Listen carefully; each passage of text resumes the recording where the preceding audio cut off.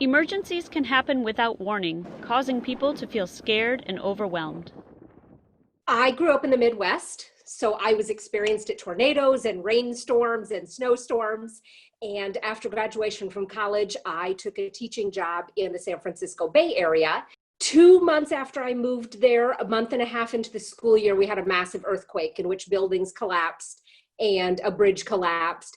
And thankfully, the specific area I was in had little damage, but I was woefully unprepared. I had no idea what to do. I had 17 children with me and I froze. And if that wasn't bad enough, I also had no idea what to do after it was over. Did I call parents? I had no idea what to do. So that was the beginning of my passion for preparedness. For child care providers, the first step in preparedness is to create a written emergency plan. Every child care program should have one. The plan outlines specific protocols to follow in case of an emergency, protocols to minimize the risk of injury to staff or children, or destruction of property. When developing an emergency preparedness plan, it's best to take an all-hazards approach.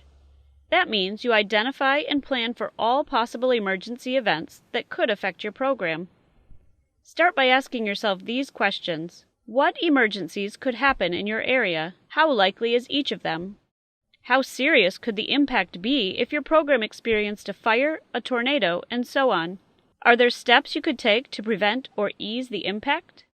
We have to be prepared for everything. Evacuating children out of a building or into a tornado shelter takes work. It's not just going to happen. They're not going to follow directions as well as adults. So the importance of the adults being prepared to be able to guide the children can't be stressed enough. Lisa McClish acknowledges that it takes time to develop an all-hazards emergency plan. Her advice is to start small and build from there. We start with the common ones: fire, tornado. Several years ago, probably about 10 years ago, we started to include intruder alerts, what we do in that situation. We've moved to, as of 2020, in a pandemic, what we do in a pandemic. We had nothing for a pandemic before this year. As a child care provider, you are on the front lines and are responsible for the physical and emotional support of children, families, and staff. Having an emergency plan in place will help you keep the people in your program safe. In the next video, learn how to create your plan.